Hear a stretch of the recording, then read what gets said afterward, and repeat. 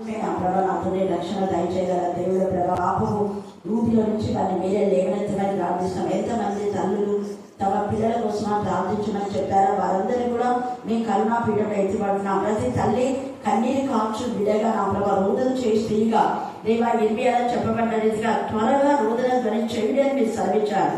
దేవా భయంకరమైన పరిస్థితిలో ఎంతమంది బిడ్డలు అందరి చెడిపోతున్నారో, ఎంతమంది పాపంలో కూరుకుపోతున్నారో అందరి దేవా గ్రహించినప్పుడు దేవా త్వరపడి రోదన చేయడానికి, త్వరపడి కన్నీరు కాల్చడానికి, త్వరపడి నీ సన్నిధికి రావడానికి, దేవా నీ నామను ఘనపరచడానికి, నీ నామం భయపరచడానికి, నీ నామం కొనియడానికి శక్తివంతమైన నీ నామం మా ప్రభావంతని కీర్తించే జ్ఞానం మీరు కలుగచేది కాక. దేవా మీరు రాత్రి వేళ ఆత్మలో ప్రేరేపింపజేసి నడిపించే ప్రతి ఒక్కరి బట్టి మేము స్తుతిస్తున్నాం. ఆశగల ప్రాణం మీరు తృప్తిపరుస్తున్నందుకు మేము స్తుతిస్తున్నాం. చిన్న బిడ్డలు చెప్పినటువంటి లేఖన భాగాలు మీ నామంలో మీ రక్తంలో ఆశీర్వదించి వారి జీవితంలో బలభరితంగా ఉండదు కాక. దేవా విద్యలో వారికి కావాల్సిన మంచి మార్కులు మీరు దాచి, మంచి ర్యాంక్ మీరు దాచండి, క్లాస్ లో స్కూల్ లో మీరు దాచమని ప్రార్థిస్తున్నాం. మాకి అలాగే మీరు ఇచ్చారు, అందుకు మేము స్తుతిస్తున్నాం. దేవా ఇంకా మిగతా బిడ్డలు కూడా నా ప్రభా నీ వాక్యం అంతలే ఎరిగిన ప్రతి బిడ్డలు అంతలే ఉన్నత స్థాయిలో వారి లైఫ్ సెటిల్మెంట్ మీరు చేయమని ప్రార్థిస్తున్నాం. అలాగే ఎంతమంది అయితే నా తల్లి ఉద్యోగం లేక ఉన్నారో వారి కృపతో జ్ఞాపకం చేసుకుని దేవా మీ చిత్తానుసారమైన ఉద్యోగాలు చేయడానికి మార్గం చాలా చేయదు కాక. దేవా మీకే స్తోత్రం, మీకే స్తోత్రం, మీకే స్తోత్రం, మీకే స్తోత్రం, మీకే స్తోత్రం, మీకే స్తోత్రం, మీకే స్తోత్రం. దేవా పనులలో ఉండి కూడా అలసిపోయి నీ సన్నిధిలో వచ్చిన బిడ్డలు మీరు సేవించమని ప్రార్థిస్తున్నా. నమ్మదగిన దేవా మరి ముఖ్యంగా అందరి రత్నంతో శాంతిని నా ప్రభా జ్యోతిని మీరు జ్ఞాపకం చేసుకుని సుఖమైన ప్రశ్న మీరు దయచేది కాక. దేవా శ్వేతను కూడా మీరు జ్ఞాపకం చేసుకుంటారు. మీకే స్తోత్రం, మీకే స్తోత్రం, మీకే స్తోత్రం, మీకే స్తోత్రం. మరి ప్రజల సంతతి నా ప్రభా భయం అలచడి కలవరాల నుంచి విడిపించమని ప్రార్థిస్తున్నాం. దేవా నీకే స్తోత్రం, నీకే స్తోత్రం, నీకే స్తోత్రం, నీకే స్తోత్రం. అలాగే నా అతని దేవా రాజకుమారిని అతని కన్ను నుంచి కవర్ చేస్తుండగా దేవుడే మన లోక రక్షణ అనేది చాలా మంది చూశారు. ప్రధాని మన మోడీకి ఇక్కడ అనుకుంటారు. ఇక్కడ మనకి ఇక్కడ రాయబడిన విధానంలోనే మనము నేమ్స్ పెట్టుకోవాలి.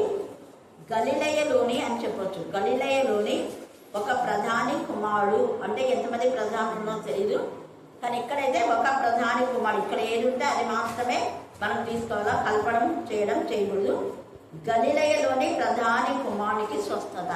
ఏంటి చెప్పండి? గలిలయలోని ప్రధాని కుమారుని స్వస్థత. చెప్పాలా? గలిలయలోని ప్రధాని కుమారుని స్వస్థత.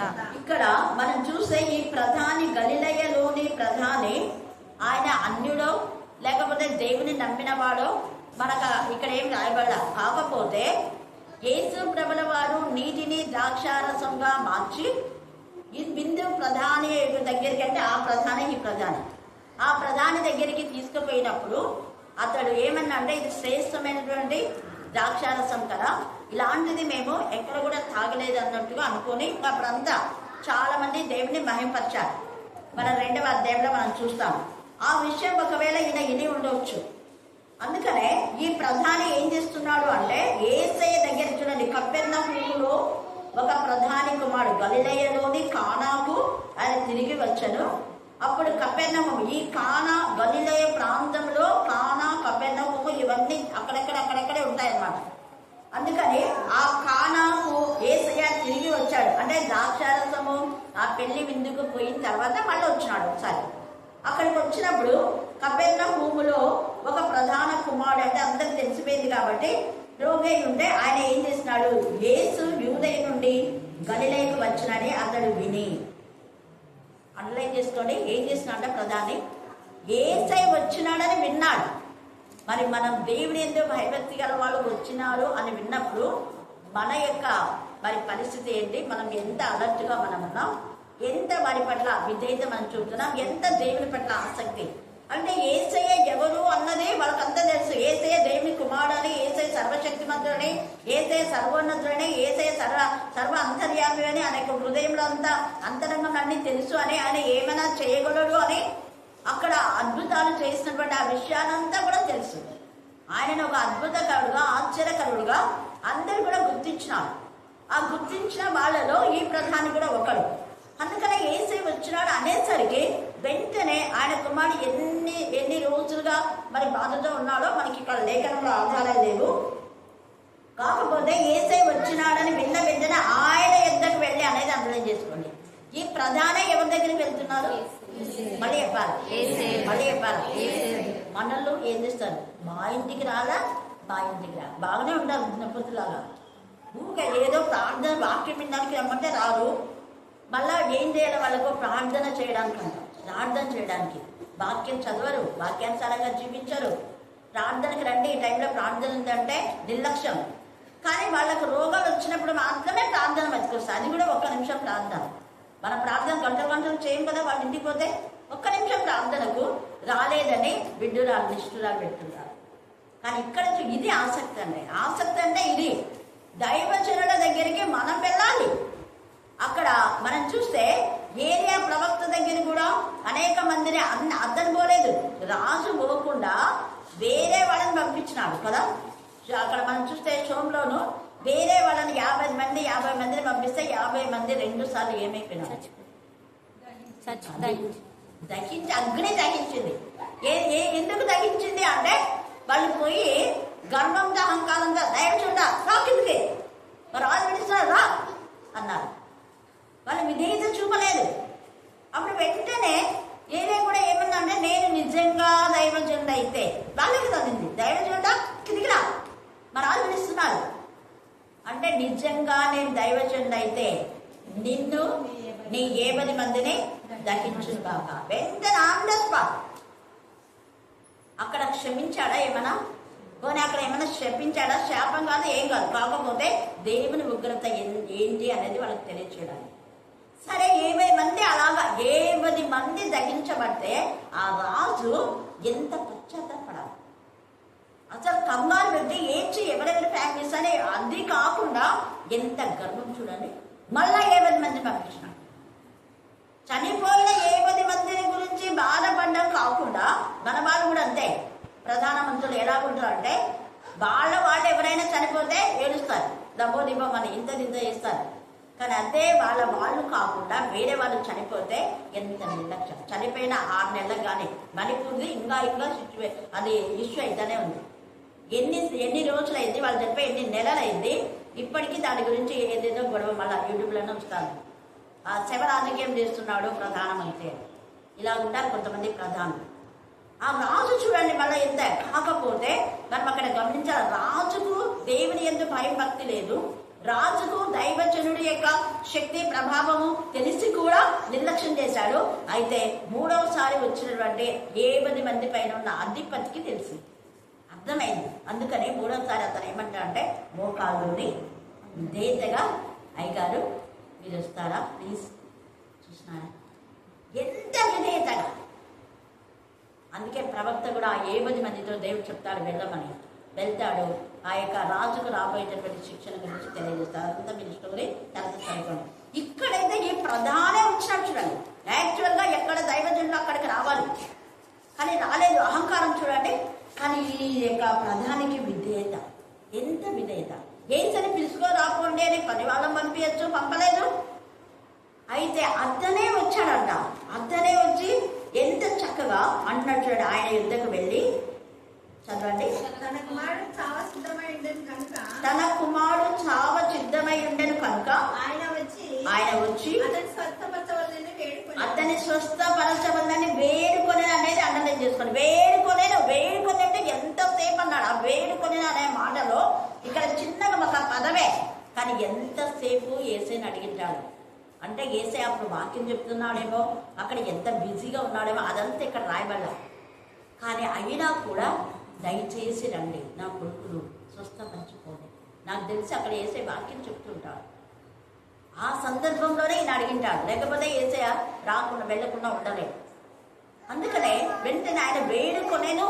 ఇర్మియా కూడా అదే అన్నాడు, మీరు మనం వలసబోతుమే అని చెప్పేసి రోదన చేసి పిలిపించండి. త్వరగా వాళ్ళు మన కోసమే రోదన చేయాలి, వాళ్ళను పిలిపించండి అంటాడు. ఇర్మియా 9వ అధ్యాయంలో 17వ వచనంలో త్వరగా వాళ్ళు మనకు రోదన చేయాలి. ఎందుకు అంటే అనేక మంది హత్తులైపోయినారు, ఆత్మీయంగా చచ్చిపోయిన వారి కోసం మీరు ఏడవాలి, కన్నీటి ప్రాణం చేయాలి. తల్లులారా, ఈ రాత్రి దేవుని మీద మాట్లాడుతున్నారు. మరి మీ పిల్లల కోసం ఎంత తపన మీకుందా? దేవుని సన్నిధికి వచ్చి దైవజనులకు మా పిల్లలు ఇలాగ ఉన్నారని చెప్తున్నారా? వేదనతో వేడుకుంటున్నారా? దేవుణ్ణి వేడుకొనేను అనే మాటలు ఎంత అర్థం ఉంది. ఊరికే ఒకసారి చెప్పి పిలిచి ఊరికే వెళ్ళిపోలేదు. ఎంత విధేయులుగా పదే పదే అడుగుతున్నాడు అని అర్థం, వేడుకోవడం అనే మాటలు. మరి మనం ఎంత వేడుకుంటున్నాం? చాలా సిద్ధమై ఉన్నాడు. ఇది శారీరకమైన మరణం. మరి మీ పిల్లలు శారీరకంగా బాగానే ఆత్మీయంగా చచ్చిపోతే భయంకరమైన నరకం. మరి నరకంలో మీ పిల్లలు పడకుండా నిరంతర నరక యాత్ర అనుభవించకుండా అంటే మీరు ఎంత ప్రాధాన్యపడాలి, ఎంత వేడుకోవాలి, ఎంత త్వరపడి దేవుడికి మొరపెట్టుకోవాలి, ఎంత ఆతృత కలిగి మనం ఏడవాలి. యేసయ్య కూడా అదే అన్నాడు. మనం చూస్తే సిలువలో ఆయన తీసుకొని వెళ్తున్నప్పుడు ఆ స్త్రీలందరూ ఏడుస్తుంటే అమ్మ నా కోసం ఏడవద్దని. ఎవరి కోసం ఏడవాలా? గట్టే కొరకు మీ పిల్లలు, రెండు మీ కొరకు మీ పిల్లల కొరకు. ఎందుకంటే పిల్లలు ఆటంకంగా ఉంటే మీరు దేవుడిని మర్చిపోతారేమో. పిల్లలు ఉన్నారు కాబట్టి రాలేకపోతున్నారు, పిల్లలు ఏడుస్తున్నందుకు రాలేకపోతే అన్ని పిల్లలకు అడ్డుబండలా చెప్తుంటారు. అలా మీరు చేస్తారేమో. మీ కొరకు మీరు జాగ్రత్త పడాలి. మీ పిల్లలు మీ కొరకు మీ పిల్లల కొరకు మీరు ఏడవండి అన్నారు. అంగళార్చండి అన్నారు. ఎక్కడున్నారు? అంగళార్చే తల్లులు ఉంటే ఇంతమంది దేవునికి విరోధమైన విధానంలో పాపంలో చిక్కుకుపోతారా? అలాగా కన్నీరు కాల్చే తల్లులు ఉంటే వీధులలో, వీధులు పాడైపోతాయా, పట్టణాలు పాడైపోతుందా, దేశం పాడైపోతుందా? ఎక్కడ చూడు భయంకరమైన సిచ్యువేషన్. ఏబనులు చనిపోతున్నారు. వాక్యంలో 50 ఇంకా చాలా చోట్ల చెప్పబడదు. ఏబనులు ఒక్కడు కూడా ఉండకుండా వీధుల్లో పెంటలాగా పడవేయబడతారు. పెంటలాంటి జీవితం, బ్రతుకులు పెంటలాగా ఇదైపోతాయి. పసి పిల్లలైతే ఏడుస్తారంట. ఏడిచే విధానంలో ఉంటారు. అందుకనే ఈ యొక్క సమయమందు మనం ఎక్కువగా పిల్లల కోసమే ప్రార్థన చేసే వారంగా ఉండాలి. ఇక్కడ శారీరకమైన అనారోగ్యం కోసమే చనిపోతాడని ఈ ప్రధానికి ఇంత ఆసక్తి ఉంటే, ఒక స్త్రీ కూడా కాదు, ప్రధాని అంటే ఆయన పురుషుడే. మరి పురుషులకు ఎంత ఆసక్తి ఉంటే స్త్రీలకు ఇంకెంత ఉండాలి? పురుషుల కంటే స్త్రీలే ఎక్కువ ఏడుస్తారు, అవునా? స్త్రీలే ఎక్కువ బాధ్యత వహిస్తారు. మరి అలాంటిది మనం ఎలాగా ఉన్నాము అని మన ఆత్మ మనం పరిశీలన చేసుకోవాలి. ఇక్కడ ఎంత ఇదిగా ఆ కుమారుడి కోసం వేడుకున్నాడు. అప్పుడు యేసు చూడండి, యేసు సూచక్రియలను మహత్కార్యములను చూడకుంటే మీరెంత మాత్రము నమ్మరని అతనితో చెప్పాను. ఇప్పుడు ఈయనతో ఏం చెప్తున్నా అంటే, ఆయన నాకు తెలిసి ఆయన నమ్మకంతోనే వచ్చాడు. కాకపోతే కొంతమంది చచ్చిపోయేటోని ఏం బతికిస్తాడు యేసయ్య, నువ్వు వెళ్ళబోతున్నా అని అంటారు. అందుకని కొంచెం ఆయనకు నమ్మకం పోయిందేమో. ఆయనకి ఎంత ఆసక్తి ఉంది యేసయ్య వస్తే, అంటే యేసయ్య అక్కడికి వచ్చి నా కొడుకు మీద చేయి పెడితే బాగవుతుంది అన్న ఉద్దేశంతో వచ్చింటాడేమో. అయినా ఆయన కొంచెం ఇంకా నమ్మకం సరిగా లేదని ఆల్రెడీ ద్రాక్షారసం విషయంలో తెలుసు. అందుకనే ఏమంటున్నా అంటే, యేసయ్య మీరెంత మాత్రం, మీరు అంటే ఆయనతో పాటు ఇంకెవరైనా ఉన్నారేమో, వాళ్ళని చూసి కూడా చెప్పిండొచ్చు. అందుకని ఇక్కడ ఏమంటున్నాడు చూడండి, మహత్ కార్యంలోనూ చూడకుంటే మీరెంత మాత్రం నమ్మరనే దానిలో చెప్పాడు. అందుకనే మత్తయి స్వార్థలు కూడా వెనువెంట జరుగుతూ వచ్చిన సూచక్రియల ద్వారా వాక్యం ఏమైంది? స్థిరపరచబడింది. 4 స్వార్థలు యేసయ్య తేటగా మాట్లాడతారు. మీరు వెళ్ళండి, మీరు వెళ్ళి అనేక అద్భుతాలు చేయండి. మార్కు 16లో చెప్తాడు, మత్తయి చివరిలో చెప్తాడు, యోహానులో కూడా అనేక మంది సమస్త జనులు నాకేం చేయాలా? శిష్యులు. మరి సమస్త జనులు శిష్యులు కావాలంటే వాళ్ళు ఎలా శిష్యులు అవుతారు? వాళ్ళు అద్భుతాలు ఆశ్చర్యాలు జరిగితేనే శిష్యులై, ఊరికే కాదు. అందుకని ఇక్కడ ఈ శిష్యులు కూడా కానాలో జరిగినటువంటి ఆ అద్భుతం బట్టి శిష్యులు ఏం చేశాడ? విశ్వాసం ఉంచిరి అని మనం చూస్తాం. ఆ శిష్యులంతా కూడా ఆ విషయాన్ని చూసి మరి ఇంకా యేసయ్యలో వాళ్ళ నమ్మకత్వాన్ని పెంచుకున్నారు అనే విషయాన్ని కూడా మనం లేఖన భాగంలో చూస్తాం. 2వ అధ్యాయము యోహాను సువార్త 11వ వచనం చదువు. గలిలయలోని కానాలో యేసు ఈ మొదటి సూచక్రియ చేసి తన మహిమను బయలుపరచను. అందువలన ఆయన శిష్యులు అందువలన అంటే అప్పటికి ఇంకా వచ్చారు, బట్ ఇంకా వాళ్ళ విశ్వాసంలో స్థిరపడలేదు. కానీ సూచక క్రియ ద్వారా విశ్వాసం వచ్చారు. కొంతమంది సూచక్రియలు అవసరం లేదు, అవి లేదు, ఇవి లేదంటుంటారు. అవసరం లేదని యేసయ్య ఎక్కడ చెప్పలేదు. వెనువెంట జరుగు వచ్చిన సూచక్రియల ద్వారానే వాక్యం స్థిరపరచబడుతుంది. దాని అర్థం ఏంటంటే, దేవుని యొక్క మాట ద్వారా, వాక్కు ద్వారా, దైవజనుడి యొక్క మాట ద్వారా అక్కడ ఏరియా ప్రవక్త వెంటనే అన్నాడు. ఆ వాక్కు అక్కడ పనిచేసి 10 మందిని దహింపచేసి తర్వాత బోడివాడ అని ఎలిషన్ అంటే కూడా ఏమన్నాడు? వెనక ఊక తిరిగి ఇలా చూశాడు. 42 మంది ఏమైపోయినారు? ఎలుగుబంటి. చూడండి, అంటే దేవుడు చేయభక్తులు అంటే భయభక్తి లేకుండా పోతుంది మనలో. ఇక్కడ అందుకనే ఎందుకంటే అద్భుత కార్యాలు చూస్తేనే మీరు నమ్ముతారని చెప్పేసి యేసయ్య చెప్పి మళ్ళీ ఏమంటాడు, అందుకు ఆ ప్రధాని ప్రభువా నా కుమారుడు చావకముందే రమ్మని ఆయనను వేడుకొనేను. మళ్ళీ వేడుకుంటున్నాడు. వేడుకనంటే ఎంతసేపు అడుగుతున్నాడు, ఇక్కడ ఎంత అర్థంతో ఇక్కడ మాట్లాడుతున్నాడు. యేసయ్య రాలేకున్నాడే అని చెప్పేసి ఒకవైపు చావాలనుకుంటే మనం కూడా అంతే. నేను అలాగే ఒకవేళ లేట్ చేస్తే ఈ అక్కకి ఏం చూడు కొంచెం కూడా చూడకుంటున్నట్లేదు, మా పిల్లలు చావు బతుకులు ఉన్నారక్క, రాక రాక అంటే రాలేదు. ఎంత నిర్లక్ష్యంగా ఉంది, ఎంత నెమ్మదిగా ఉంది అనుకుంటున్నారు కదా. ఇక్కడ యేసయ్యను అతను కూడా అలాగనే అడుగుతున్నాడు, ఎంత ఇదిగా ఏమి ఇంత నిర్లక్ష్యంగా ఉన్నారు, నా కొడుకు చచ్చిపోయే పరిస్థితిలో ఉన్నారు అని వేడుకొనెను. అప్పుడు వెంటనే ఆయన ఆతృతం చూసి యేసయ్యకి అర్థమైపోయింది. అందుకని ఏమంటే నీవు వెళ్ళుము, నీ కుమారుడు బ్రతుకున్నాడని అతనితో చెప్పగా ఆ మనుషుడు యేసు తనతో చెప్పిన మాట నమ్మి వెళ్ళాడు. అదే అక్కడ ఇంకా బలవంతం చేయలే యేసయ్యను. అదే చెప్తున్నా కదా, అక్కడ ఏదైనా వాక్యం చెప్తున్నాడు యేసయ్య. యేసయ్య చాలా ఏదో ప్రోగ్రామ్ లో ఉండి ఉంటాడు. అందుకనే ఇతను వెళ్ళి అంతగా అడుక్కున్నాడు. రాననేమో చెప్పలేదు యేసయ్య, కాకపోతే నీ కొడుకు బ్రతికాడుకో అని చెప్పాడు. ఆ మాటకి నమ్మకంతో, ఎంతో నమ్మకంతో నమ్మి వెళ్ళిపోయాను. ఆయన నమ్మకాన్ని బట్టి గమనించాలి. యేసయ్య మాట నమ్మకం రెండు జోడైతేనే మన జీవితంలో అద్భుతాలు చెప్తారు. గుర్తుపెట్టుకోవాలి. మీ అపనమ్మిక చొప్పున మీకు ఏం చేయనంటాడు. అక్కడ శాస్త్రంలో పరిస్థితిలో ఒక సూచక్రియ చేయవా అంటాడు. యోనా గురించి సూచక్రియ కాక మీకు ఏది అనుకో అంటాడు. తీసి పడేస్తాను. అందరి నుంచి ఒక సూచక్రియ చేస్తే మేము చూడాలని ఉన్నామంటే యోనా సూచక్రియ ఉంది కదా, అట్లా చాలు అదే నీ బతుకులు, అందుకంటే ఎక్కువ. మళ్ళీ ఆ యొక్క లూకా స్వార్థ దగ్గరికి మనం వస్తే అక్కడ అయ్యో కొరాజిన, అయ్యో బేస్సైదా, మీ మధ్య చేయబడిన సూచక క్రియలు, అద్భుతాలు తూరు సీదోను పట్టణంలో చేస్తే వాళ్ళు ఏమయ్యేవారంట, పూర్వమే మారు మనసు పొంది గోనబడ్డ కట్టుకొని వాళ్ళు ఎంతగా దేవుడు స్తుతించారు. కానీ మీకు ఇన్ని రోజులు ఇంతగా ఇక్కడ జరుగుతున్నా కూడా మేము చూస్తున్నారు అనేక మంది జీవితాల్లో దురాత్మలు కూడా స్వస్థత పొందడం, రక్షణ పొందడం, తాగుబోతులు మారడం, ఎంత ఇవన్నీ చూసి కూడా అనేక మంది అన్యులు ప్రభు దగ్గరికి రావడం చూసి కూడా మన వాళ్ళకు ఏ మాత్రం కూడా చలనం లేదు. బ్రతుకులు అలాగే ఉన్నాయి. ఎక్కడ వేసే గొంగలు అంటే అక్కడే ఉంది. ఎంత బాధ ఉంటుంది తండ్రి అన్న దేవుడికి. ఇక్కడైతే చూడండి ఎంత ఇదిగా నమ్మాడు. ఆ నమ్మకము యేసయ్య మాట రెండు ఎప్పుడైతే ఏకీభవించిందో వెంటనే పని వాళ్ళు ఆ ప్రధాని దగ్గరికి పోండి. అక్కడంతా కూడా ఎంత సంతోషం అయిపోయిందో. వెంటనే ప్రధాని వాళ్ళ ఇంట్లో వాళ్ళు పోని ప్రధాని చెప్పినా పోండి, బ్రతికాడు అంటే వీళ్ళకి ఏం తెలిసింది, యేసయ్యనే అక్కడ మాట ఇచ్చాడు అన్నది వస్తుంది. పోయాడని తెలిసి ఎక్కడికి పోయాడో ఏం చేసి డాక్టర్ తీసుకోవడానికి విన్నాడేమో అనుకునేవాడు. కానీ వెంటనే కొంతమందికి ఎవరికైనా చెప్పిండాడేమో, నేను యేసయ్యని తీసుకొని వస్తానని చెప్పిండాడేమో. వాళ్ళందుకే సంతోషంతో వచ్చి బ్రతికాడయ్యాడు అని చెప్తే ఏకంటే చూడు అది ప్రధాని అయినా కూడా ఇంకా బ్రతికాడా, ఇంకా పొలము అన్నా యేసయ్య యొక్క మేలులు మరవకుండా ఆయన జ్ఞాపకం చేసుకొని ఆ సమయాన్ని బట్టి వెంటనే అడుగుతున్నాడు ఏ గంటకు బ్రతికాడు. అప్పుడు అన్నారు కదా వాళ్ళు ఏమి చెప్పినారు చదవమా.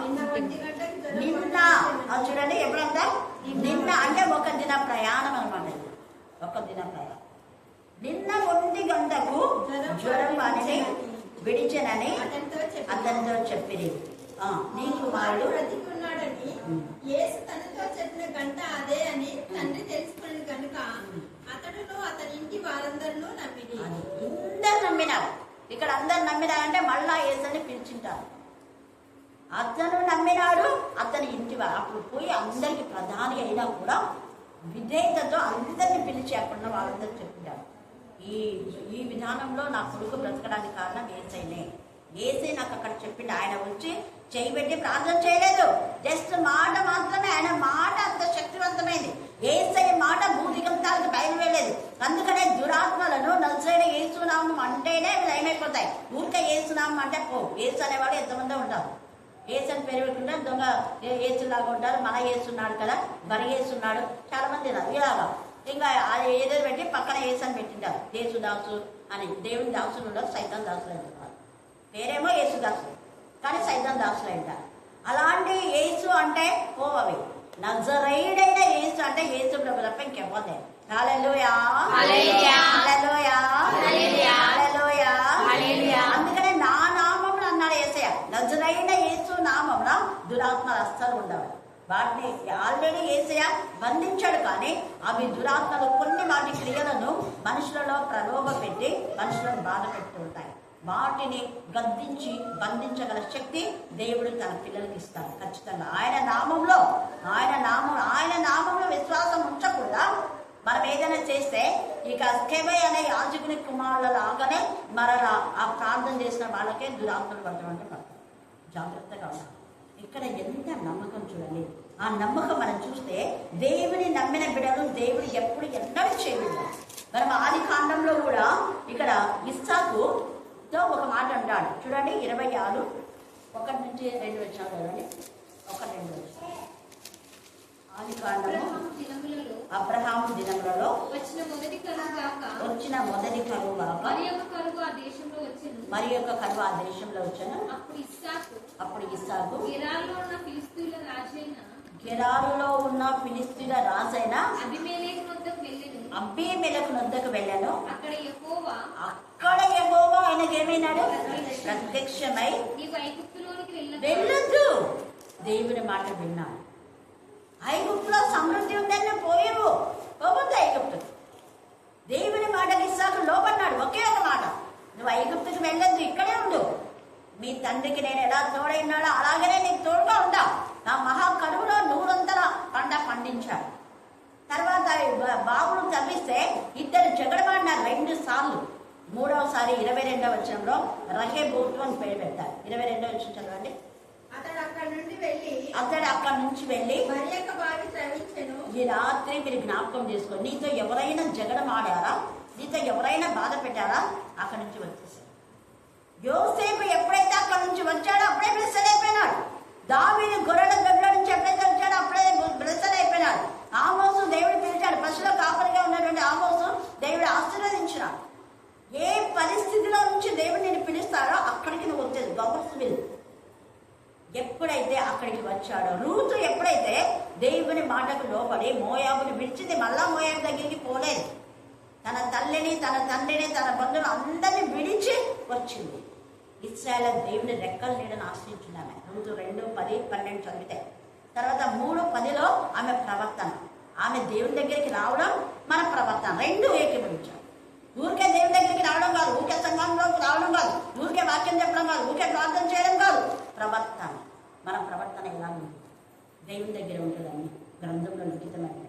మన హృదయ అట్టడుగు భాగంలో మన ఆలోచనలు రైట్ వేలో ఉన్నాయి, రాంగ్ వేలో ఉన్నాయి. మన చూపులు, మన చేతులు, మన నడక, మన మాట అన్నీ.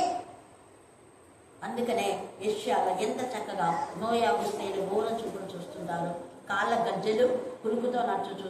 అవన్నీ దేవుడు చూసి దేవుడు మాట్లాడుతున్నారు. మనం ఎవరు చూడలేదని మనం అనుకోవచ్చు, కానీ మన హృదయ అంతరంగంలో మన ఆలోచన ఏదో ఏసైకి తెలుసు. నతానియేలు అంటాడు, ఏసైకి నేను ఎలా తెలుసబ్బా అంటే, నువ్వు ఆ చెట్టు కింద ఉన్నప్పుడే తెలుసు నతానియేలు నాకు అంటాడు. అక్కడి నుంచి ఏమైనా మంచిది వస్తుందా అని అంటాడు. నజరేతులో నుంచి మంచిది ఏదైనా కాదా అన్నప్పుడు వెంటనే వచ్చి చూడంటాడు. ఆ రావడమే ఏసైని చూస్తా. హల్లెలూయా, హల్లెలూయా, హల్లెలూయా, హల్లెలూయా. ఇక్కడ ఇస్సాకు దేవుని మాటకు విధేయత చూపాడు కాబట్టి ఇద్దరు జగడ మాట వాళ్ళే ఇస్సాకు దగ్గరికి వస్తారు. ఇస్సాకు అక్కడికి పోయినారా, వాళ్ళ దగ్గరికి వచ్చినారా? చెప్పండి. అది యోసేపు దగ్గరికి అన్నాలు వచ్చినా, అన్నల దగ్గరికి యోసేపు వెళ్ళారు. అది దేవుడు చేసే కాదు. ఎంత అద్భుతం చూడండి. వాళ్ళు ఏదైతే ప్రాపర్టీ లాక్కున్నారో యోసేపు నుంచి, మేము బాగా యోసేపు కూడా మేము తినాలనుకున్నాం, అంతా వదిలేసుకున్నారు. చెత్త అయిపోయింది, వదిలేసుకొని వచ్చినారు. వదులుకోవాల్సిందే. అక్రమంగా సంపాదించేది ఏది మనకు ప్రత్యేక కాదు.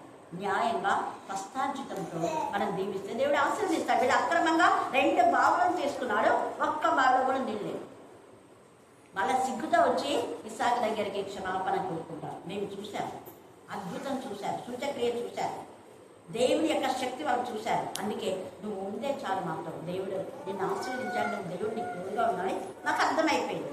ఇక్కడ కూడా ఈ ప్రధాని అందరికీ చెప్పాడు కాబట్టి అనేకులు వాళ్ళ ఇంటి వారందరూ నమ్మిన. ప్రధాని ఇంటి వారే నమ్మితే ఎంతమంది నమ్మినారు? అవునా కదా? ఒక ప్రధాని ఒకటి ఏదైనా శాస్త్రం విడుదల చేసినా అదంతా కూడా ఇదైపోతుంది. అందుకనే ఈ సమయమందు నమ్మకం అనేది దేవునికి చాలా చాలా ఇష్టం. తర్వాత సామెతలు 21:9. సామెతలు 21:9.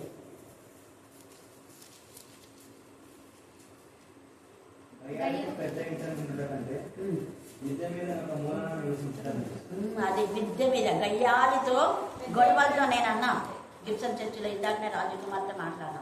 గొడవలు దాంతో కంటే ప్రశాంతంగా ఉండని మీరు ఒక సర్వీస్ వాళ్ళు ఒక సర్వీస్ సేమ్ అక్కడ కూడా అంతే. అంతా అన్యులు వస్తారు దేవుని మందిరం. అన్యులు అంటే మీరు ఎవరు మీకు తెలుసు. బీసీసీ వాళ్ళకు ఏదో గొడవ. అప్పుడు వీళ్ళు 2 సర్వీసులు జరిపించుకోండి అని చెప్తాను. కాస్టులు తీసేయడానికి వాళ్ళు ఇప్పటి నుంచి ఉన్నారు. అది సొంతగా వాళ్ళ ప్రాపర్టీ. అది వాళ్ళ ప్రాపర్టీని వాళ్ళే తీసేస్తుంది. బుద్ధి దాల్చుకున్నది కావాలంటే 2 స్టాండర్డ్ చర్చిలో కూడా 3 సర్వీసులే మాట 3 పాస్టర్. ఎందుకు ఇలాగా అంటే పాస్టర్లు దేవునికి విధేయత కలిగిన వాళ్ళు దేవుడు చాలా మంది. అందుకనే ఇర్మియాలో కూడా అదే మాట మాట్లాడతారు. ఇర్మియా 10:20 చదవండి. ఇర్మియా 10:21. కాపర్లు ఏమైపోతుందంటే పశుప్రాయులు అయిపోతున్నారు. అందరు కాదు, కొందరు ఇష్టానుసారంగా కాపర్లు అవుతున్నారు. ఎలక్షన్స్ ఓడిపోతే పాస్టర్ ట్రైనింగ్ అంట. 5వ తరగతి చదివినాడు పాస్టర్ అవుతాడు. ఎక్కడన్నా చూడండి, ఎక్కడైతారంటే మన ఊళ్ళో అవుతుంటారు. ఇంకా దేవునికి విరోధమైన బాగా పలికిన కొట్టి ఇంటర్ ఫెయిల్ అయిపోతే పాస్టర్, 10 ఫెయిల్ అయితే పాస్టర్. ఏం తమాషా అయిందా పాస్టర్ అంటే? పాస్టర్ ఉద్యోగం అంటే అంత ఈజీగా ఉందా? అందుకే పశుప్రాయులైనారు. చదవండి. యెహోవా యొద్ద విచారణ చేయడం ముందే దేవుని కోసమే వాళ్ళు దేవునికి నాజీరు చేయబడి మరి పాస్టర్ ట్రైనింగ్ పోతే అదే నిజమైన ఇది. అంతేగాని అల్లరి చిల్లలుగా తిరిగి ఎక్కడ చెల్లకపోతే చెల్లని గీతలు అన్నట్టు దేవుని దగ్గర తీసుకొస్తారు. దైవచన అలాగా దేవునికి శ్రేష్టమైన ఇవ్వాలి. శ్రేష్టమైన జీవితం, పరిశుద్ధమైన జీవితం. చదువు. అందుకనే వాళ్ళు వర్ధిల్లారు. చాలా మంది అడుక్కుతేనే వస్తువులు ఉన్నాయి. ఎంతసేపు అడుక్కోవడమే. సంఘం పడుతున్న డబ్బులు ఇవ్వు, టీవీ వాక్య పరిచయకు డబ్బులు ఇవ్వు, దానికి డబ్బులు, దీనికి అంతా అడుక్కోవడం. అందుకే వర్ధిల్లుకున్నారు. నిజమైన దేవుడి పైన ఆధారపడే వాళ్ళని ఎప్పుడు అడుగు. యేసయ్య తన ఒంటరిగా నక్కలకు నివాస స్థలం ఉంది కదా, మరి పక్షులకు వీళ్ళందరికీ కూడా ఉన్నాయి. అయితే యేసయ్యకి తలవాల్చగా స్థలం లేకుండా ఎక్కడైనా యేసయ్య అనుకున్నాడా? సుంకం కట్టామంటే పేతుడు ఏమన్నాడు? పోయి మొదటి చేప తీసుకోపోతే ఆ యొక్క మరి ఇద్దరు కలిసి సుంకం కట్టించాడు. హల్లెలూయా, హల్లెలూయా, హల్లెలూయా, హల్లెలూయా. ఆయనని ఎవరైనా పిలిచింటారు అనుకో, ఈరోజు పిలిచినారు అప్పుడు నేను ఇంకోసారి వస్తానని అలాంటి ఇళ్లకు పంపిస్తాను. అందుకే శిష్యులను 12 మంది పస్కా సిద్ధం చేయడానికి మీరు ఎప్పుడైతే ఎదురున్న గ్రామానికి వెళ్ళండి. మీరు వెళ్తుంటే నీళ్ల కుండతో ఒక వ్యక్తి కనిపిస్తాడు. అతనితో పాటు మీరు వెళ్ళి వాళ్ళ యజమానిని అడిగి ఆ గాడిద పిల్లలను తీసుకుంటారు. అంటే వాళ్ళు ఎప్పుడో చెప్పింటారు మా ఇంటికి రండి అని. గుర్తుపెట్టుకొని వాళ్ళు అక్కడికి ఇది కావాల్సింది అని. ఇంకొక ఆయనకు అక్కడ మీరు యొక్క పస్కాన్ని సిద్ధపరచండి, మేడగది ఉంది, అన్ని సరుకులతో ఉన్నాయి ఇస్తాడు ఆయన, సిద్ధపరచండి. ఎంత ఇదిగా వాళ్ళు మాట చెప్పలేదు. ఆ మేడగదిని ఇచ్చేశారు ఆ యజమానులు. ఈ గాడిద పిల్లలు కూడా తొలుకొని కొట్టి అన్నారు. హల్లెలూయా, హల్లెలూయా, హల్లెలూయా, హల్లెలూయా. కాబట్టి ఈ రాత్రి కాల సమయంలో మనం విశ్వసించి యేసయ్య మాటను మనం ఎంత నమ్ముతామో అంత ఆశీర్వాదాలు దేవుడు మనకిస్తారు. ఇంకా ఇర్మియా 10:25 కూడా మీరు తర్వాత చదువుకోండి, టైం లేదు. దేవుడు ఈ లేఖన భాగాన్ని దీవించి ఆశీర్వదించుగాక. ఆమేన్, ఆమేన్.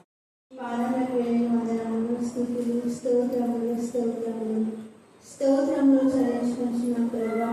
మరి దినాన్ని చూడగలిగిన మన ఇంటిగా కేవలం నీ కృప ద్వారా, రక్షణ ద్వారా ప్రభా మమ్మల్ని సరస్వసంలో ఉంచి ప్రభా నీ యొక్క క్షేమ స్థితిని అనుభవించిన దాన్ని బట్టి కూడా మీకే స్తోత్రములు చెల్లించుకుంటున్నాం. మరి అడిగి వాటిని కంటేను ఊహించి వాటిని కంటేను అత్యధికమైన అనుభవించిన దేవా మీకే స్తోత్రములు చెల్లించుకుంటున్నాం. ఇదిగో ప్రభా యొక్క స్థలమాలు చేయబడి ప్రార్థన మీద నీ యొక్క కనుదృష్టి నిలిచిన విధానం బట్టి కూడా మీకే స్తోత్రములు చెల్లించుకుంటున్నాం. మరి నా యొక్క జీవితంలో మన యొక్క కుటుంబంలో ప్రభా మీరు అనుభవించిన మేలను బట్టి కూడా మీకే స్తోత్రములు చెల్లించుకుంటున్నాం. మరి అలాంటి ప్రార్థన చేసే ప్రతి ఒక్కరి కుటుంబాన్ని కూడా మీరు దీవించి ఆశీర్వదించినందుకు మీకే స్తోత్రములు స్తోత్రములు స్తోత్రములు చెల్లించుకొచ్చున్నాము మెస్సియా. ఇది ప్రభా అని చెప్పిన వాక్యం బట్టి మీకే స్తోత్రములు స్తోత్రములు స్తోత్రములు చెల్లించుకొచ్చున్నాము మెస్సియా.